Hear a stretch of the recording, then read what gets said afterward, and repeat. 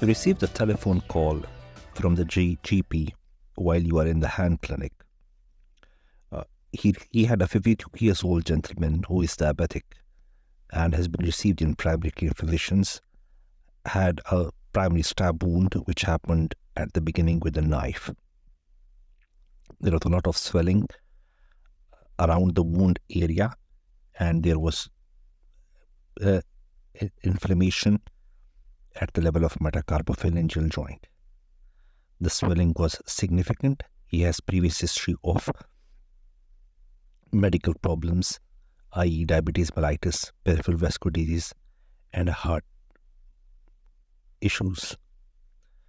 He had single knee amputation and multiple coronary artery bypass grafts done.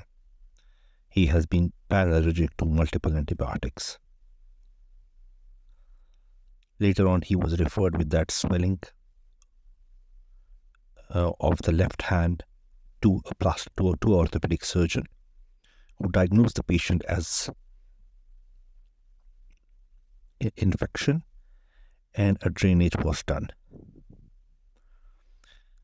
The GP quotes that there are two incisions. One is at the level of metacarpophalangeal joint at the palmar aspect, and another quite distal at the level of DIP joint.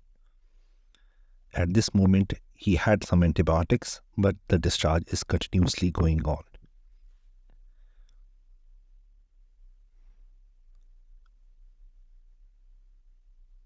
On examination, there is serous discharge, and there is no movement in the finger.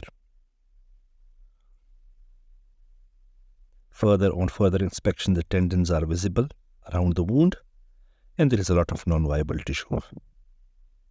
What is the diagnosis?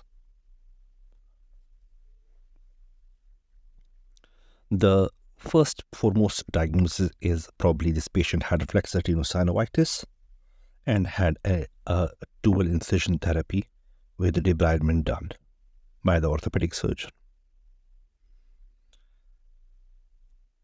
Furthermore, after the debridement, he is not able to move his finger and cannot bend the finger. This means that there is a flexor tendon injury or rupture due to infection. What are the differentials in this case? A differential can be post-traumatic non-specific inflammation, cellulitis, pyogenic infection, flexor tendon sheath infection with rupture of flexor tendon, septic arthritis, osteomyelitis, or foreign body. An X-ray was done which showed some calcification around the area with soft tissue swelling itself, but no foreign body. The diagnosis was made as a flexor tendon rupture secondary to suppurative flexor tenosynovitis. At this time, it is better to outline cardinal canal signs of flexor sheath tenosynovitis. That is, number 1, fusiform digital swelling, semiflexed digital posture. Number 3, significant pain around with a stitch with passive extension of the digit. Number 4, exquisite tenderness along the entire flexor tendon sheath. All these 4 signs, IU of cannibal, can be present in advanced diseases. However, in our case, there was semi-flex posture was not present because the flexor tendon sheath probably had ruptured due to advanced process. The patient was reviewed in the plastic surgery clinic, in a hand clinic, and on SOS basis.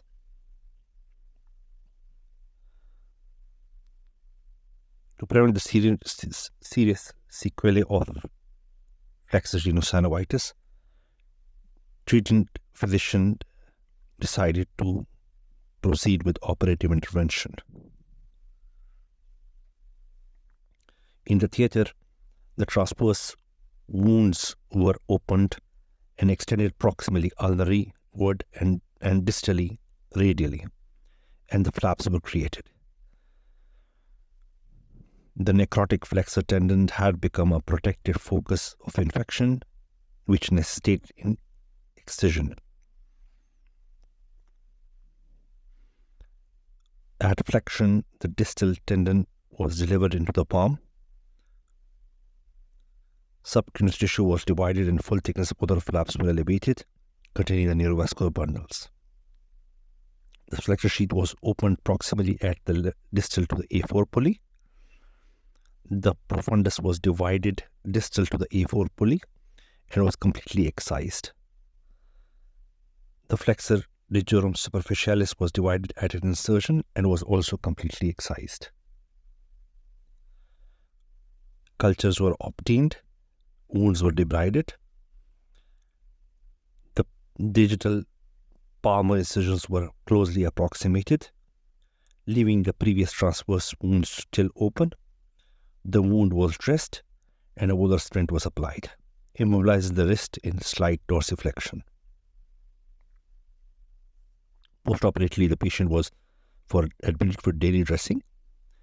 Culture sensitivity showed that the patient had positive cultures for Staph aureus, susceptible to multiple antibiotics.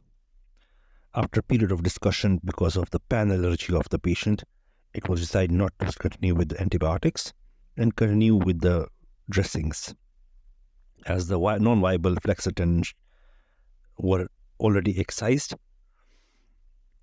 The surgical approach, independent of the antibiotic infiltration, resulted in healing and the resolution of infection process.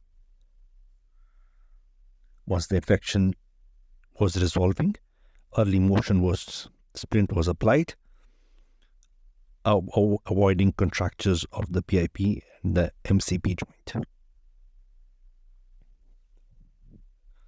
This patient would later on require delayed flexor tendon reconstruction. Reiterating the alternative methods of how to treat flexor tenosynovitis, it can be either managed with only parenteral antibiotics or with closed tendon sheath irrigation system. Selected cases of flexor tenosynovitis can be managed by parenteral antibiotics alone with splintage in a functional position and elevation.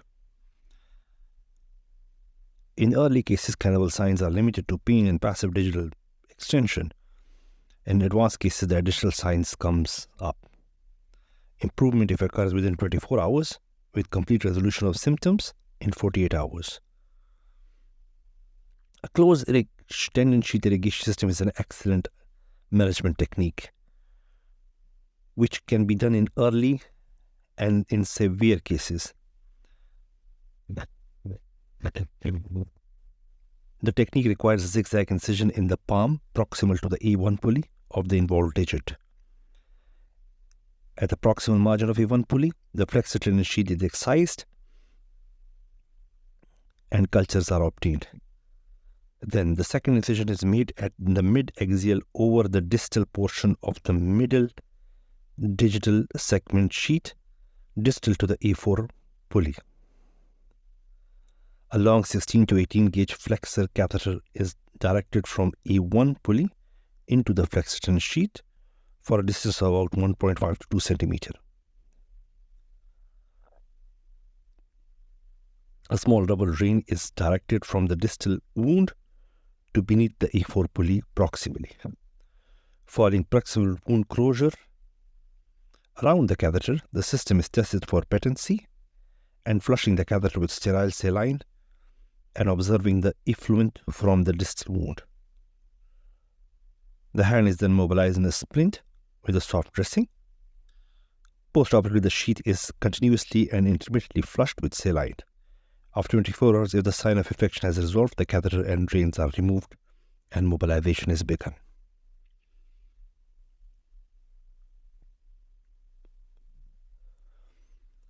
If any flexor tendon sheath tenosynovitis is inadequately drained, adhesion, tendon rupture, and osteomyelitis can result.